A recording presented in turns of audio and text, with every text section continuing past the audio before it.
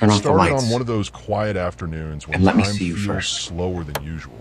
The kind where sunlight drifts lazily across the classroom floor and everything outside the window seems far away. She was there, as always, seated at her desk with that effortless composure she carried everywhere. A 40-year-old woman who somehow made stillness look powerful, black hair tied neatly, light makeup, eyes that missed nothing. I stayed after class that day, pretending to finish an assignment, but really, I just wanted a few more minutes around her. There was something about her presence, the calm in her movements, the soft confidence in her voice when she explained something, that made the air feel heavier, but not in a bad way. It was the kind of heaviness that came when silence meant more than words. When she noticed I hadn't left, she looked up from her papers. "You're still here?" she asked, not unkindly. Her tone carried a hint of amusement, but behind it was something else, a gentle curiosity. I shrugged, smiling faintly, pretending to be focused on my notebook. "Just wanted to ask about the essay," I said, even though I already knew the answer. She stood and walked around the desk, her heels tapping softly against the floor. The scent of her perfume, something faintly floral, maybe lavender, lingered in the air as she leaned slightly over my shoulder to look at my work. Her voice was calm, close. "You write with emotion," she said, "but sometimes emotion needs restraint." The words should have been about writing, but they felt like something more. Our shoulders brushed for just a second, and even that accidental touch was enough to make my heart race. She noticed, I could tell. She straightened immediately, the professional mask slipping back into place, and for a moment, we both stood there in silence, the air charged with something unspoken. Then she exhaled softly, stepped back, and said with a small, careful smile, "I'll pretend this never happened."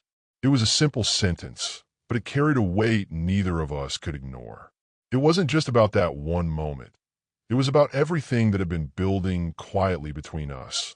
The way our eyes met for a little too long, the way I listened more closely to her than anyone else, the way she softened when she spoke to me alone. I looked up at her then, searching her face for a sign, maybe regret, maybe curiosity. Instead, I saw restraint, but not rejection. She was protecting something, maybe her reputation, maybe both of us. So I smiled, not to mock her, but to promise her something unspoken. "Until next time," I said quietly. She didn't reply. She just looked at me, steady, unreadable, and then walked away, her silhouette framed by the soft light spilling in from the window. That was the first time I realized sometimes crossing the line isn't a decision. It's a moment, quiet, accidental, but impossible to undo. The next few days felt different, heavier, though nothing had been said outright. Every class carried a quiet tension I couldn't unfeel. She still spoke to me with the same calm tone, still explained concepts with that patient clarity she was known for, but her eyes, they never lingered anymore. She kept them on the whiteboard, on the papers, anywhere but on me. It should have made things easier. The distance, the unspoken understanding that what happened would stay buried. But instead, it made everything harder, because every time she looked away, I caught myself looking longer. One afternoon, the rest of the class had already gone, and I stayed behind again, pretending to organize notes. She was at her desk, grading papers, glasses perched low on her nose. There was something graceful about how focused she was, the slight tilt of her head, the faint crease between her brows, the way her pen moved with quiet precision. When she finally looked up, her expression softened, just slightly. "You really shouldn't stay so late," she said. "People might start talking." Her voice was steady, but there was a trace of something fragile beneath it. Worry, maybe, or guilt. I hesitated before answering. "Let them talk," I murmured. "I just like learning from you." Her lips curved into a small, knowing smile, though her eyes betrayed something else. Exhaustion, maybe longing. She sighed softly, setting her pen down. "You're too young to say things like that." The words were meant to create distance, but her tone didn't. It was softer than before, almost tender. "I mean it," I replied quietly. "It's not just about what you teach. It's the way you make things make sense, the way you see the world." That caught her off guard. Her gaze flickered toward me, a look that lingered a second too long. Then she rose from her chair and walked toward the window, the sunlight outlining the shape of her shoulders through her blouse. "You shouldn't say things like that to someone like me," she said finally, voice almost a whisper. "Someone like you?" I asked. She turned slightly, her eyes catching the light. "Someone who should know better." There was a pause, that fragile space between honesty and restraint. The room felt too quiet, the kind of silence that amplifies every heartbeat. I wanted to step closer to bridge the distance, but something about her expression stopped me. It wasn't rejection, it was fear, not of me, but of what this could become if either of us took one step too far. Then, without turning around, she said softly, "You should go." I gathered my things slowly, unwilling to break whatever thread still held us together. As I passed by her desk, she didn't look at me, but her hand brushed against mine, accidental, fleeting, but real. And for a moment, that silence between us spoke louder than any confession could. I left the room, but the echo of that small, trembling touch stayed with me all the way home. Proof that sometimes silence isn't distance. It's desire, quietly waiting to be understood. The days began to blend together, each one wrapped in the same quiet rhythm, her voice guiding the room, the soft rustle of paper, the faint sound of rain tapping against the windows. But beneath that normalcy, something had shifted. I could feel it in the way she avoided my gaze during lessons, and how her voice wavered, almost imperceptibly, when she spoke to me directly. It wasn't avoidance born of dislike, it was protection. Every word she spoke carried the weight of restraint, as if she were afraid that even a single moment of warmth might betray everything she was trying to hide. And yet, the harder she tried to pull away, the more I noticed her. Her laughter, quiet but genuine, when another student said something clever. The faint smudge of ink she'd sometimes get on her fingers. The way she tucked a strand of black hair behind her ear when she was thinking. All those little things began to haunt me, because they made her real, not just a teacher, but a woman who felt too deeply and pretended too well. One rainy evening, I stayed behind again. The campus was empty, the sky a deep gray. I told myself I was there to return a book, but maybe that was only half true. She was by the window, watching the rain streak down the glass, lost in thought. "You really shouldn't keep doing this," she said quietly without turning around. I hesitated, holding the book to my chest. "Doing what?" She turned then, her eyes meeting mine. "Making me notice you." The words hit harder than I expected. Her voice was steady, but her expression wasn't. There was a softness there, something vulnerable, something she didn't mean to show. I stepped closer, slowly, as if any sudden movement might break whatever fragile thread connected us. "Maybe you noticed me first," I said quietly. She almost smiled, almost. "Don't," she whispered. "You don't understand what you're saying." But I did. Maybe not in the way she meant, but I understood enough. I could see it in her eyes, the way they held mine for too long before flickering away, the quiet ache behind her calmness. She wanted to believe that pretending was easier than feeling, but the tremor in her voice betrayed her. The thunder rolled outside, and for a brief moment the lights flickered. She took a step closer, her breath unsteady, and reached out as if to take the book from me. Our fingers brushed again, a spark unplanned but undeniable. She froze, her hand lingering for half a second before she pulled away, eyes darting to the floor. "Go home," she said softly. I nodded but didn't move. "If I go," I said, "you'll still be here, pretending none of this exists." She didn't answer, just stood there, shoulders tight, eyes glistening faintly from the glow of the window. In that silence, something passed between us. Not a confession, not even a promise. Just truth, the kind that doesn't need words to be understood. And as I finally turned to leave, I realized that what we weren't saying out loud was already louder than anything we ever could. The following week, I told myself I'd keep my distance, that I'd stop staying late, stop waiting for a glance or a word meant only for me. But some things are easier promised than done, because the truth was Every time I saw her, every time her voice filled the room, I forgot the reasons I was supposed to stay away. It was a Friday afternoon, the kind that carried a strange calm before sunset. Most of the students had already left for the weekend, and I was one of the last still packing my things. She was at her desk again, hair slightly undone, reading glasses slipping down her nose as she graded papers. There was something almost domestic about the scene, quiet, warm, human. I should have left, but instead, I asked a question I didn't really need to ask, something about an assignment I'd already finished. She looked up, slightly amused, her dark brown eyes softening. "You always find excuses to stay," she said with a quiet laugh. Her tone was teasing, but gentle, the kind of warmth that made my chest tighten. I smiled faintly, shrugging. Maybe I just liked the company. That made her pause. Her hand stilled over the paper, pen frozen midward. A faint pink rose along her cheeks, and for the first time, she didn't hide it.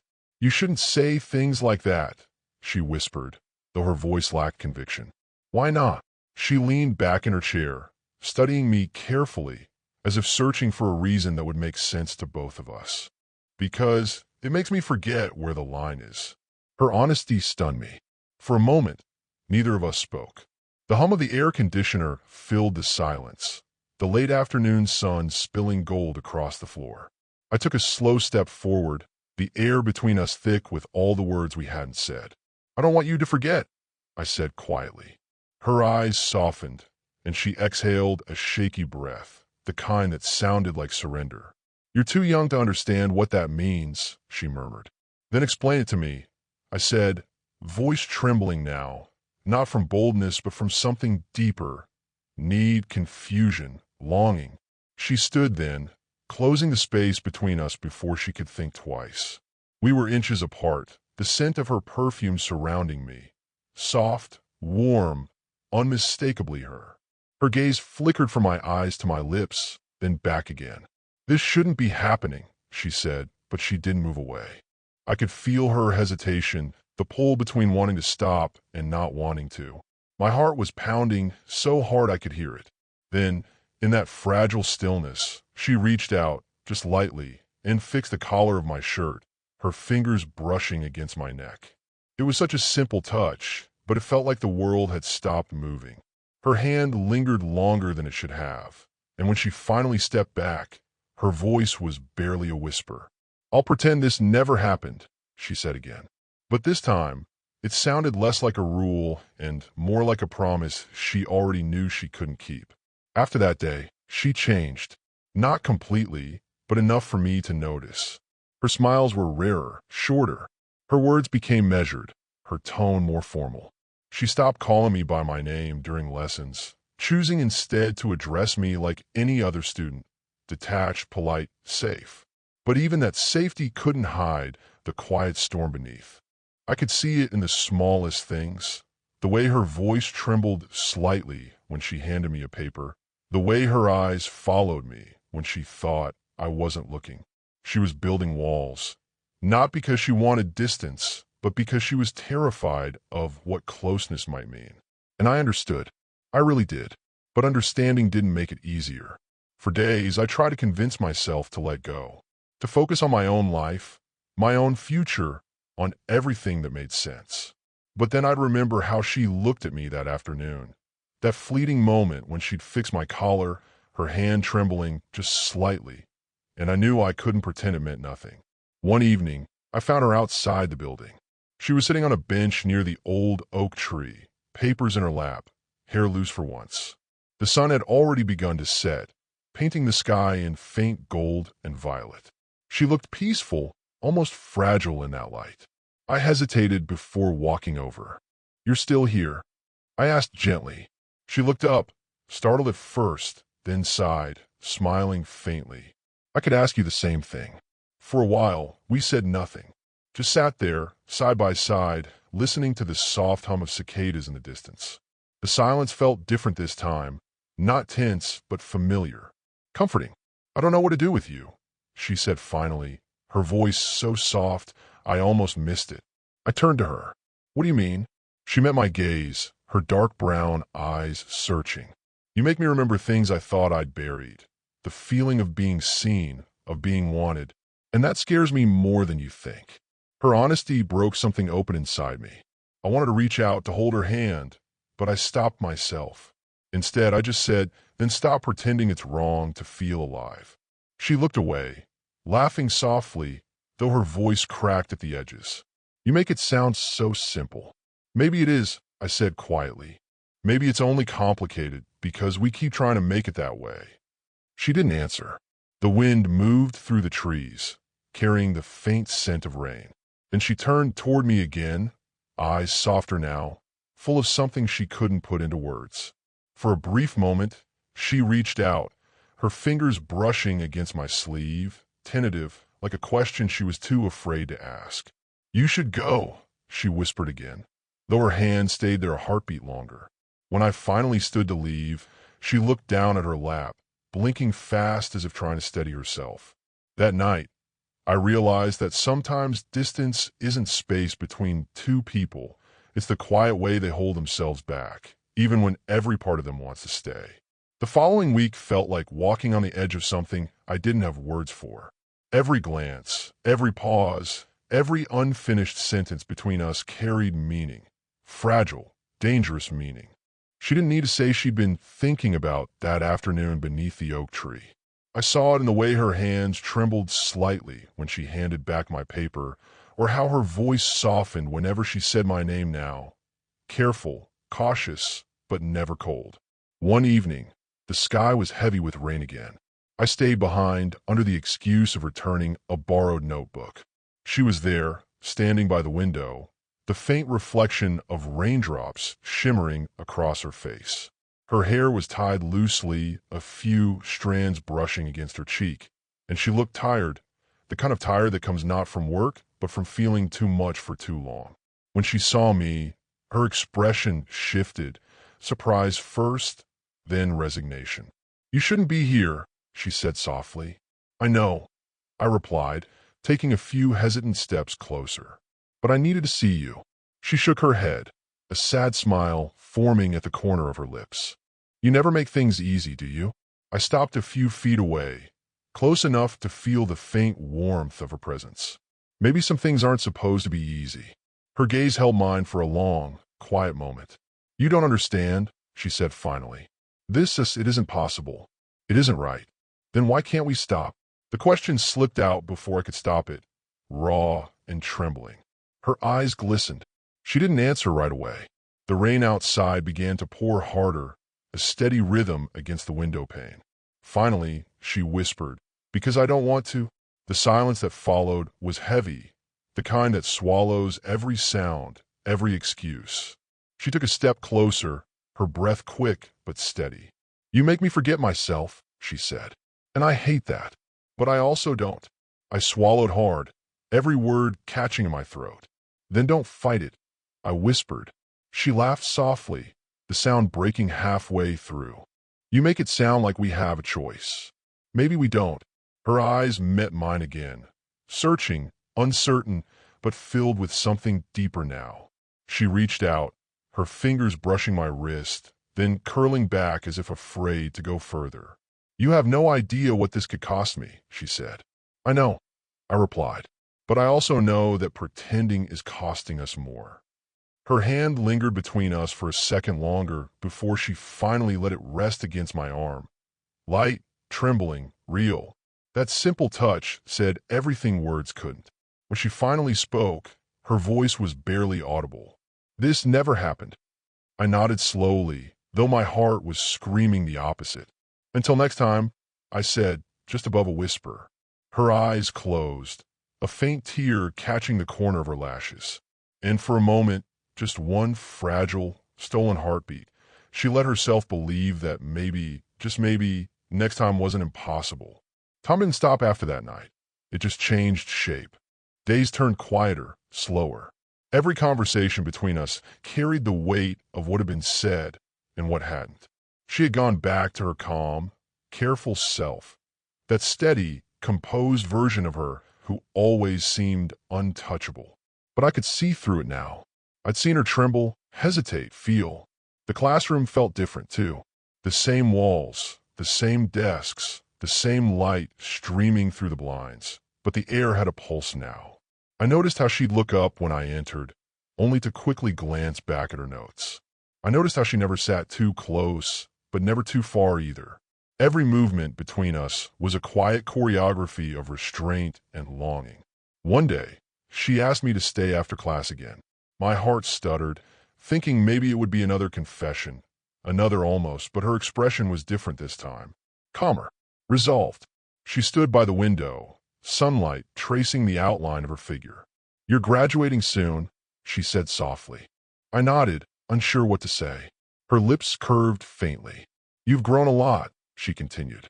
"Not just in skill, but in understanding." The way she said it made me feel like there was something more behind her words, something she wanted to say but couldn't.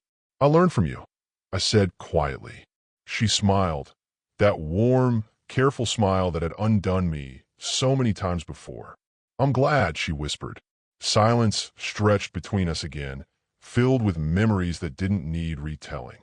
The after-school talks, the near confessions, the quiet moments when the world seemed to narrow down to just her and me. I stepped closer, just enough to see the light catch in her eyes. "You don't have to pretend anymore," I said. Her expression softened, and for a moment, I thought she might agree. But then she shook her head, a small, sad laugh escaping her. "Pretending isn't the same as forgetting," she said. "Some things stay with you, even when you try to let them go." Her words lingered in the air. I wanted to tell her that I would remember everything, every glance, every word, every heartbeat we shared in the spaces between rules. But something in her eyes told me she already knew. So instead, I simply said, "Thank you." She looked at me for a long time, really looked. And in that gaze, there was everything we never said out loud. Affection, regret, tenderness, and an unspoken promise that what we felt wasn't a mistake. As I turned to leave, her voice stopped me. "Hey," she said softly. When I looked back, she was smiling faintly. "Take care of yourself." "You too," I said. And then, for the first time, she didn't look away. She held my gaze until I walked out the door. Steady, brave, unashamed. Outside, the air felt lighter. The sun was warm against my face, and though we'd both chosen silence, it didn't feel like loss anymore. Because some connections aren't meant to be broken or hidden, only remembered quietly with a kind of love that never really ends.